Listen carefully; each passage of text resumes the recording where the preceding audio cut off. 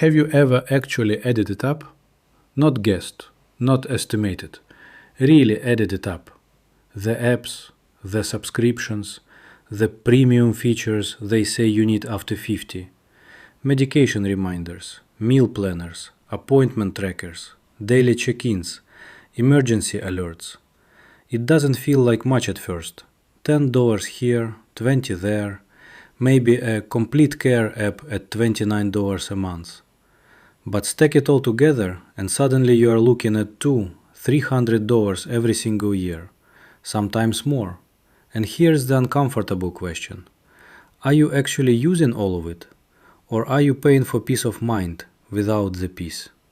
A few months ago, I had this exact conversation with my neighbor, Linda. She is 62, smart, organized, retired early.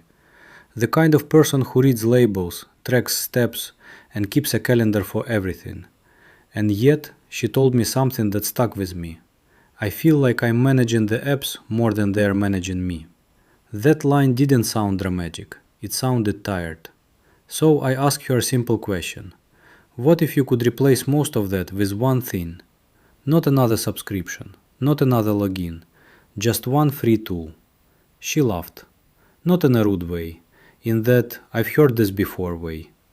Because, let's be honest, we've all seen those promises. Something cheaper, something easier, something smarter. Usually it isn't. Usually it creates more confusion, more screens, more frustration. But this time I wasn't guessing. For 30 days I ran a very specific experiment.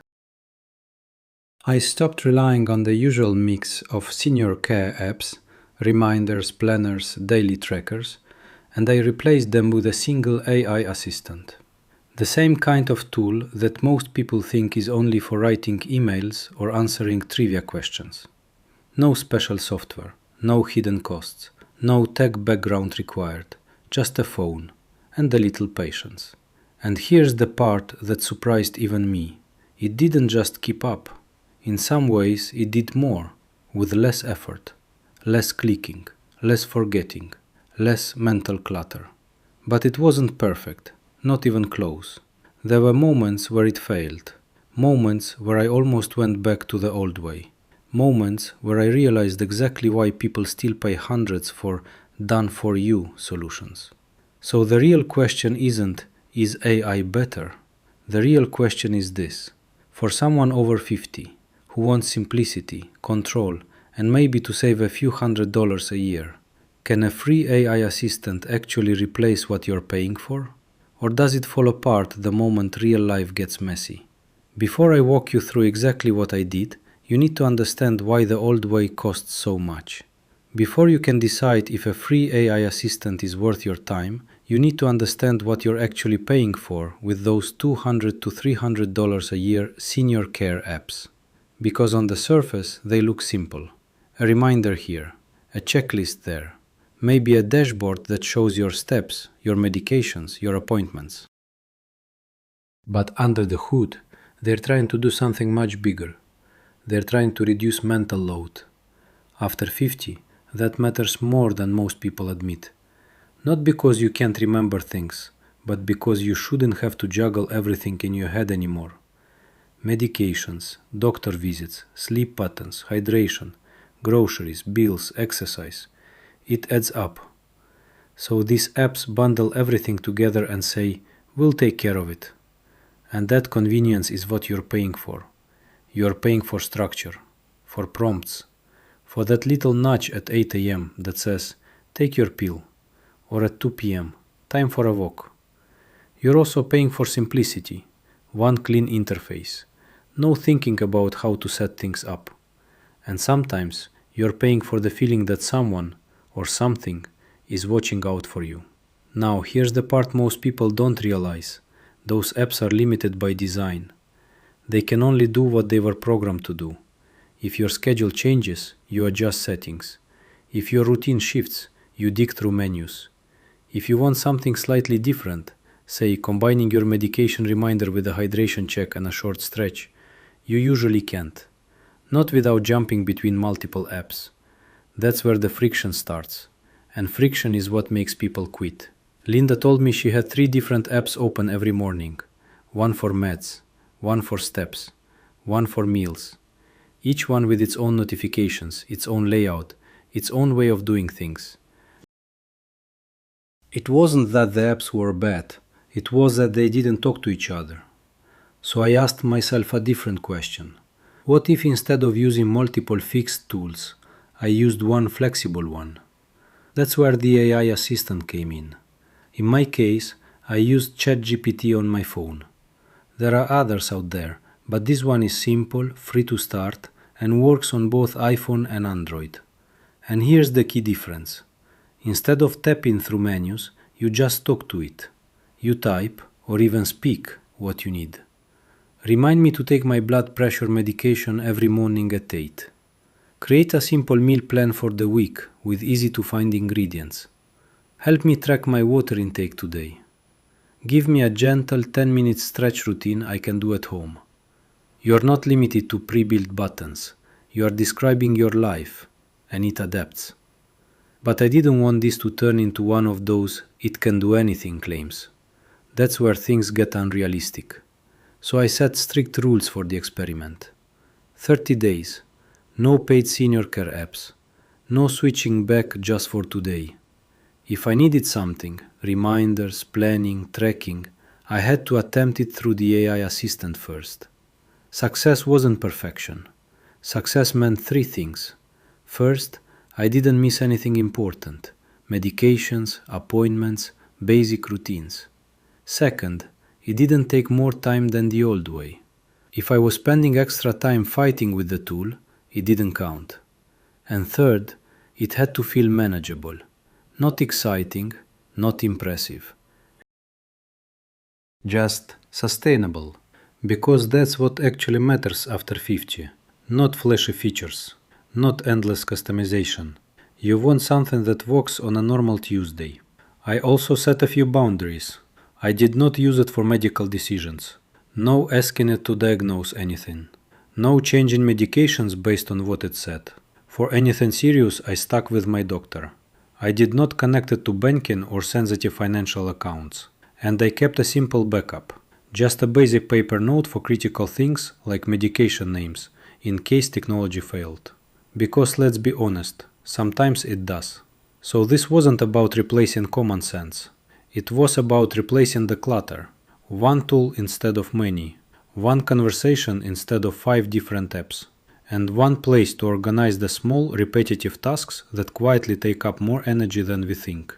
Now, on paper, that sounds almost too clean, too simple. And that's exactly what I thought going in. Because the real test isn't what something can do on day 1. The real test is what happens on day 6, day 12, day 23, when you're tired, distracted, or just not in the mood to deal with technology at all. That's where most tools fail. And that's exactly where this experiment started to get interesting. Day 1 felt almost too easy. I opened ChatGPT and typed something simple. Act like a daily assistant for someone over 50. Help me manage medications, meals, light exercise, and reminders. Keep things simple. It responded instantly. Clear, calm, no clutter. Then I got specific. Every morning at 8 a.m., remind me to take my blood pressure medication. Also remind me to drink a glass of water. Now here's where reality hits. Unlike a traditional app, it didn't automatically create a timed notification on my phone. That was my first mistake. I assumed it would behave like a reminder app. It doesn't, at least not by itself. So I adjusted. I asked it, help me set this up using my phone's built-in reminders. And it walked me through it step by step. What to type, how to label it, even suggested I combine tasks so I wasn't getting 5 different alerts in the morning. That was the first shift. Instead of doing everything for me, it showed me how to set up a system that actually made sense. Day 3 is where things got interesting. I woke up later than usual, routine thrown off. Normally, that's when things slip. Missed meds, skipped breakfast, no movement. So I opened the app and typed, I'm behind this morning. What's the simplest version of my routine right now? And it adjusted. It didn't lecture. It didn't overload me. It said essentially, take your medication, drink water, eat something light, and do a 5-minute stretch instead of 10.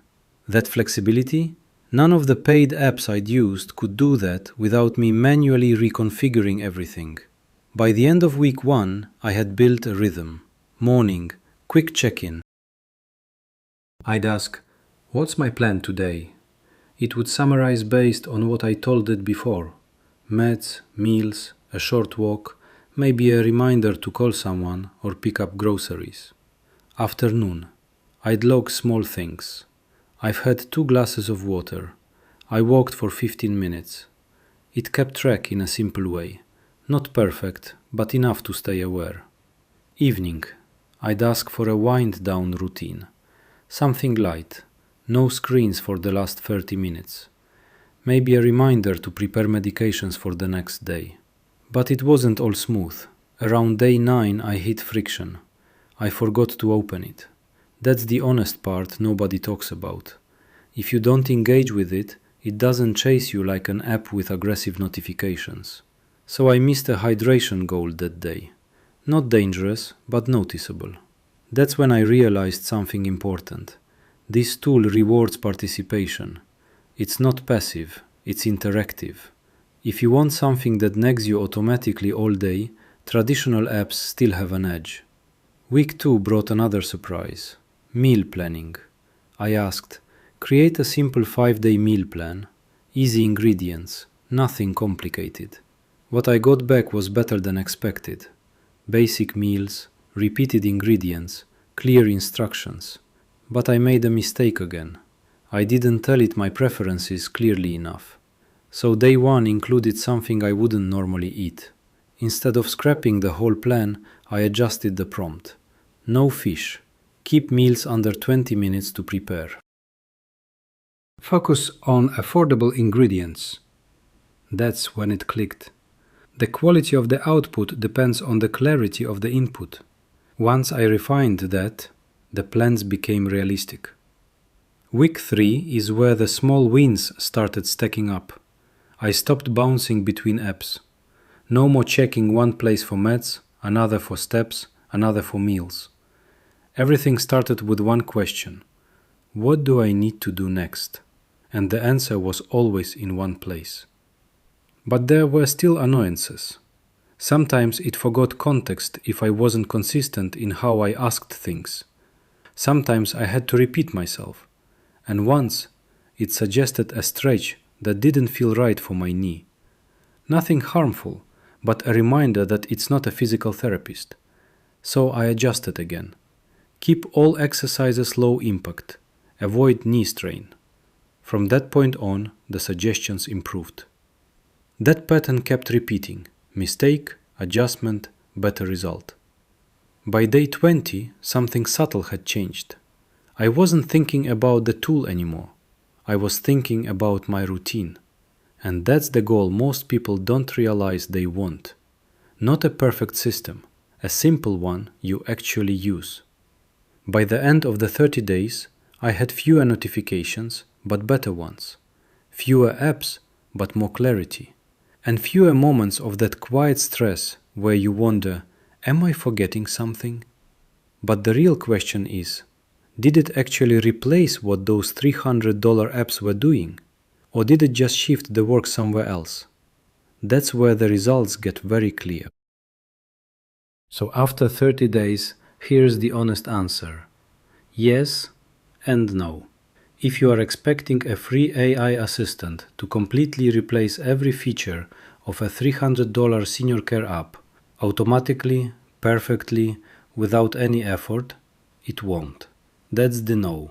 But if what you actually want is something simpler, more flexible, and significantly cheaper, then the answer becomes a very clear yes for the right person. Let's talk results. First, the money. I cancelled or paused every paid app I was using for that month. Between medication trackers, meal planners, and those bundled all-in-one services, it came out to just over $25 a month. That's about $300 a year. During the 30-day test, I spent zero on replacements. Now, free doesn't always mean better, but in this case, I didn't feel like I lost $300 worth of value. In fact, I gained something I didn't expect: control. Second, time and mental energy. This is harder to measure, but easier to feel. Before, I was checking multiple apps, each one asking for attention, each one interrupting at different times. Now, everything started with one simple question: what do I need to do today? That alone reduced a surprising amount of mental clutter. I wasn't managing systems anymore. I was just following a plan. Third, consistency. Did I hit every goal perfectly? No, but I missed fewer things overall. Why?